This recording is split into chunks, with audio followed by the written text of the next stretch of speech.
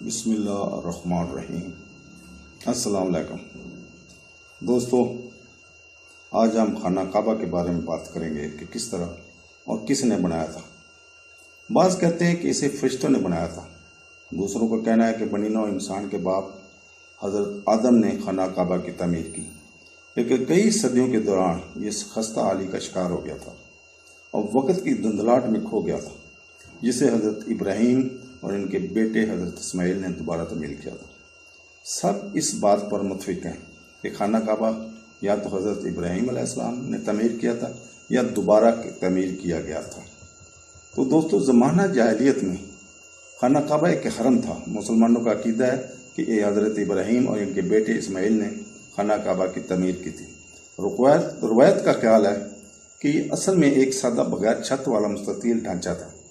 قریش کے قبیلہ نے جس نے مکہ پر حکومت کی، قبل از اسلام کعبہ کی تعمیر سن 1000 میں کی، چنانچہ لکڑی کے متبادل کورسز کے ساتھ 608 عیسوی درگاہ کو گھسنے والوں اور اسلابی پانی سے بچانے کے لیے ایک دروازہ زمینی سطح سے اوپر کیا گیا۔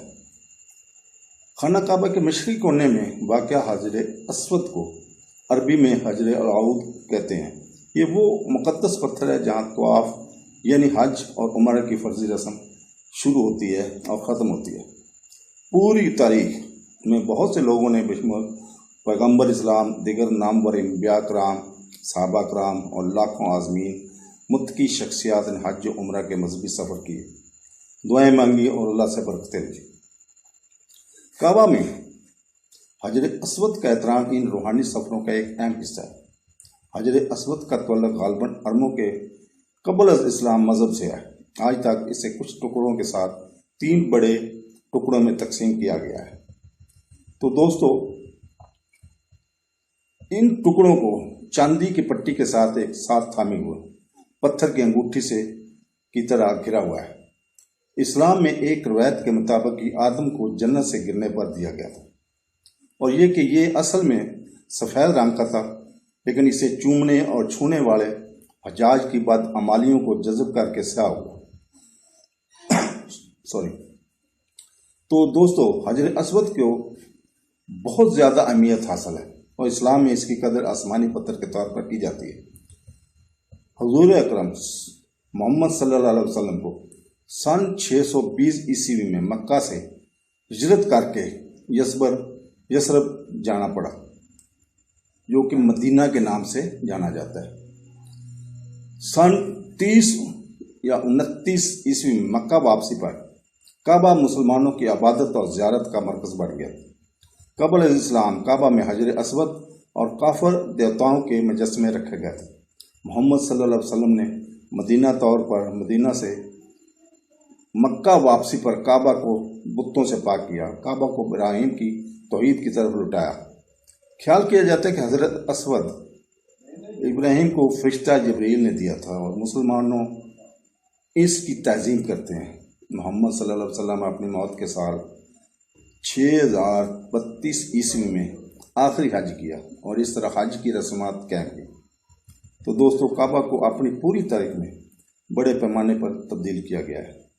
دوسرے خلیفہ عمر کے ذریعے حجاج کی بڑھتی ہوئی تعداد کو ایڈجسٹ کرنے کے لیے کعبہ کے ارد گرد علاقے کو وسعت دی گئی۔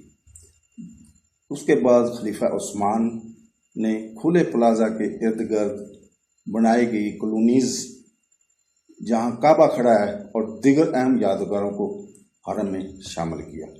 تو دوستو، مکہ کو کنٹرول کرنے والے خلیفہ عبد المالک اور ابن زبیر کے درمیان خانہ جنگی کے دوران سن 683 عیسوی میں کعبہ کو آگ لگا دی گئی۔ اطلاعات کے مطابق حجر اسود کے 3 بڑے ٹکڑے ہو گئے اور ابن زبیر نے اسے دوبارہ چاندی سے جوڑ دیا۔ اس نے کعبہ کو لکڑی اور پتھر سے دوبارہ تعمیر کیا۔ ابراہیم کا اصل طول و عرض کا پیروی اور کعبہ کے ارد گرد جگہ بھی ہموار کی۔ مکہ پر دوبارہ کنٹرول حاصل کرنے کے بعد عبد المالک نے عمارت کو اس حصے کو بحال کیا جس کے بارے میں خیال کیا جاتا ہے کہ محمد صلی اللہ علیہ وسلم نے ڈیزائن کیا تھا۔ ان میں سے کسی بھی تزئین اور رہائش کی عمارت کے مطالعہ یا آثار قدیمہ کے شواہد کے ذریعے تصدیق نہیں کی جا سکتی۔ یہ تبدیلیاں صرف بعد کی ادبی ذرائع میں بیان کی گئی ہیں۔ تو دوستو، اموی خلیفہ الولید کے تحت کعبہ کو گھیرنے والی مسجد کو گنبد آفراک اور دمشق کی عظیم المسجد کی طرح موزیک سے سجایا گیا تھا۔ 7ویں صدی تک کعبہ کو کسوا سے ڈھانپ دیا گیا، ایک سیاہ کپڑا جسے حج کے دوران ہر سال تبدیل کیا جاتا ہے۔ آج کعبہ ایک مقام عمارت ہے، تقریباً کسی دوسرے مذہبی ڈھانچے کے برعکس یہ 15 میٹر لمبا اور ہر طرف 10.5 میٹر ہے۔ اس کے کونے تقریباً بنیادی سمتوں کے ساتھ سیدھ میں ہیں۔ کعبہ کا دروازہ ٹھوس سونے کا بنا ہوا ہے۔ اسے 1982 میں شامل کیا گیا۔ کعبہ کو ڈھانپنے والا ایک بڑا کپڑا جو مصر سے حج کارواں کے ساتھ بھیجا جاتا تھا، آج سعودی عرب میں بنایا جاتا ہے۔ جدید نقل و حمل کی آمد تک تمام حجاج کرام نے اکثر خطرناک سفر کیے یا حج کرنے والے دمشق، کیرا یا عرب، یمن یا عراق کے دوسرے بڑے شہروں سے نکل کر صحرا کے اس پار ایک بڑے قافلے میں مکہ جاتے تھے۔ تو دوستو، اللہ تعالیٰ ہمیں توفیق دے کہ ہم بھی عمرہ اور حج کے لیے کعبہ کی زیارت کر سکیں۔ آمین ثم آمین۔ تو دوستو پلیز اگر آپ نے یہ چینل ابھی تک سبسکرائب نہیں کیا تو کر لینا، تاکہ روزانہ جو ویڈیو میں اپلوڈ کرتا ہوں وہ آپ تک مل جائے۔ اللہ تعالیٰ آپ کا حامی ثانی رہے۔ اللہ حافظ۔